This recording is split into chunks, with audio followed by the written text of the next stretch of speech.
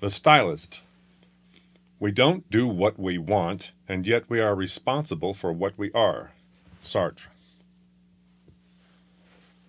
Sam Edwine got drunk one day last month and placed an incautious phone call to a communications corporation in Los Angeles. Though he could not remember how, his loosened tongue had hustled an appointment to drop by and pitch a novel. Only problem was he hadn't exactly written the novel yet, or maybe it was a screenplay. He felt that getting on a plane and keeping his appointment would be the responsible thing to do because these were very busy, if youngish, capitalists, and they had consented to give him some of their valuable time. Now he was going to have to fake it for real. 35,000 feet in the air, Sam decided that he felt cocksure about cooling this meeting. He had many years' experience sitting bald-facedly before examination committees and graduate seminars, pontificating on texts he'd never laid eyes on, whose vicinity he had never knowingly been in, whose contents the old professors had methodically, over decades, fused onto the walls of their arteries like cholesterol plaque. Known all over campus as the Botticelli of bullshit, he used to brag about never setting foot in the varsity bookstore. A whore is good on her back, Sam was fond of saying, and a used car salesman is good on his feet. I, on the other hand, am good on my ass. After fooling whole faculties into spreading the word that he had the best darn critical mind in the department, Sam assumed it would be easy to cow these mere Californicators, these subliterate money worshippers with MBAs in qualitative marketing techniques. He gave little thought to what would happen when he finally arrived at the big powwow. This was evidenced by his lack of preparations in the wardrobe department. The only creased slacks he owned were a pair of white and brown polyesters. They'd been handed down to him from his God-scoffing father, Professor Edwine Sr., himself a genuine 7 feet tall. Merely 6'9", Sam had over the years heel-trodden shiny black crescents into the backs of the cuffs. The otherwise indestructible, rot-proof material tended to ladder like women's nylons whenever he shuffled over a broken bottle or a newly minted manhole cover.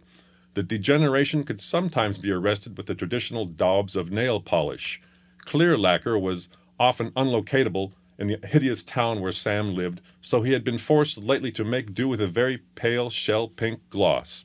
But since the pants were of a slightly heftier weave than most ladies' underthings, a cauterizing match would retard the unraveling even better if one didn't mind the Kuwait flambe reek that wafted up from one's calves for a couple of weeks afterwards.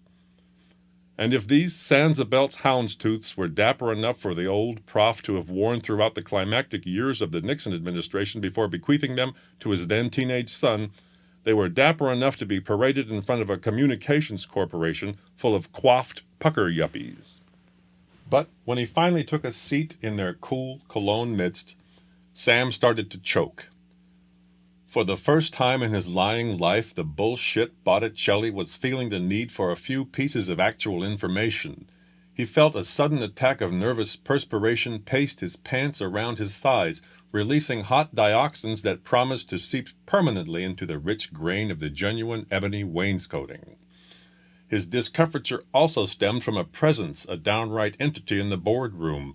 The only one to whom he'd not been introduced, this person's sole function in life seemed to be to stare at him, long and hard, lovingly X-raying through not only the threadbare weave of his trousers, but through the many layers of meat and gristle they barely concealed, and it was impossible to tell whether this eyeball with salivary glands was male or female.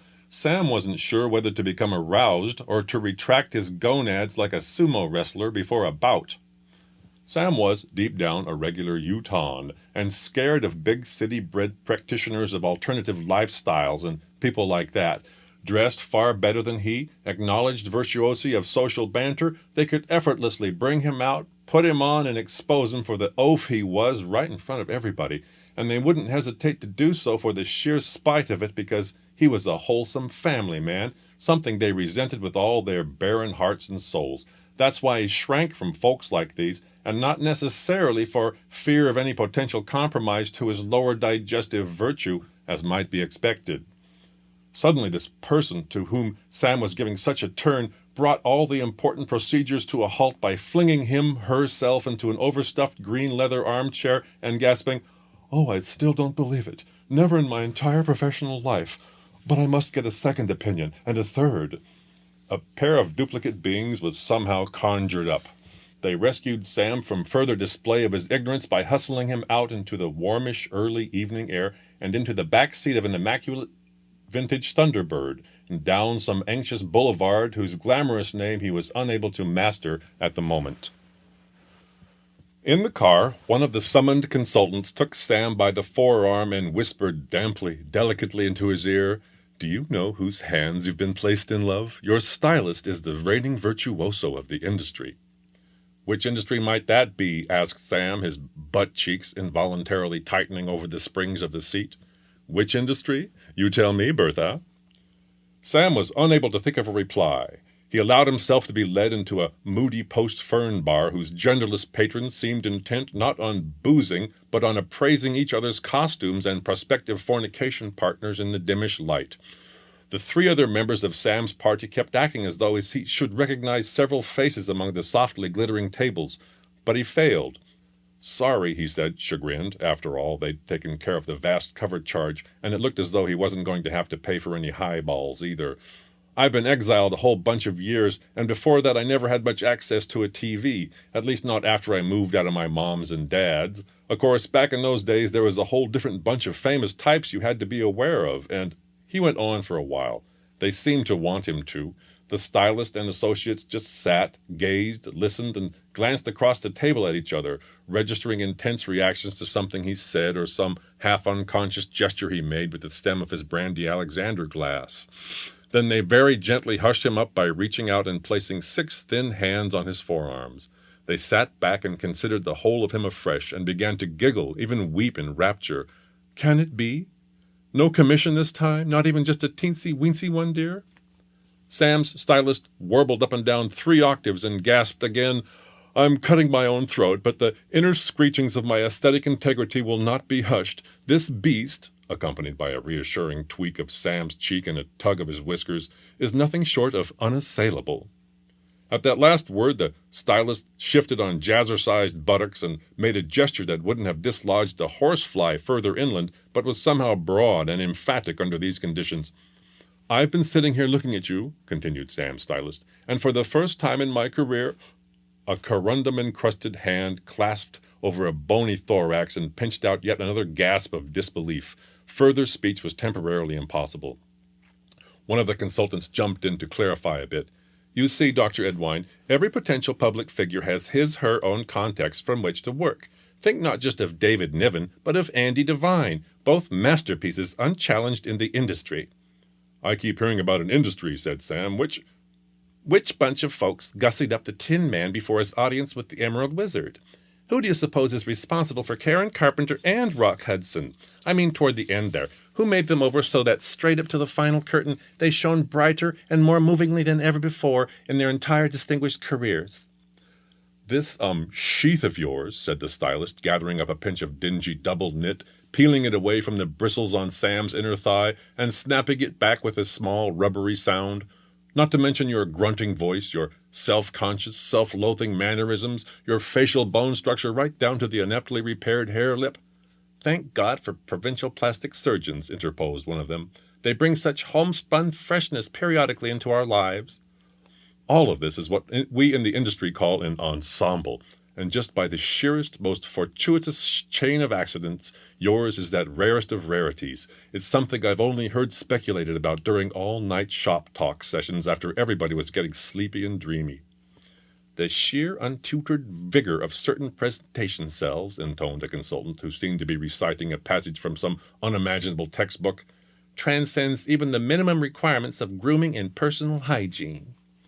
"Yours, Dr. Edwine, is a naturally perfect ensemble," said the stylist, "unassailable from any angle, possessing amplitudes of unity and variety and radiance, and I can find absolutely nothing to change, not so much as a single orange nostril hair. Let me tell you something here and now." The reigning virtuoso of the industry paused in order to choke up a bit. Everybody, with a single spontaneous move, joined hands, or at least touched fingertips around the table. There was a brief, shared moment of silence. "You were born for no other reason, Dr. Edwine," said the stylist, "than to be photographed and videotaped and filmed and digitally recorded." Then they tried out the sound of various permutations of his name, rolling them off their tongues like advertising jingles. Dr. Sam? Dr. Sammy? S. Edwine? S. Edwine? Our Dr. Samuel Edwine? One of them made a skinny rectangle with 4 fingers and thumbs, squinted through it up and down at the totality of the product, and moaned, "Yes, yes, the gruff exterior bit. Kind of bored with everything in the world, but underneath it all, there's something else." With sculpted or molu enameled fingernails, the consultant groped for the right word in the smoky air, looking to her colleagues, who strained also. During the pause that followed, Sam pondered himself as it were from below, inverted within the golden illumination of his own brandy Alexander puddle. He was not sure whether to try, or try not, to become too aware or unaware of the muscular sensations that brought about the slight asymmetry of his upper lip when he smiled. He had no idea whether he should or should not remake himself, as the existentialists prompt us to do, or rather allow these experts to do the job for him. "Niceness?" suggested one of the lesser weird sisters. "Charity?" the other gasped, clearly stunned at her own word choice. "Oh, come on, charity, with a 6-figure advance?" No, chided the stylist, liqueur green flashing with candlelit inspiration. "That's it, a solid core of unprecedented Christian charity." That brought on a tiny, tinkling toast, the first of many.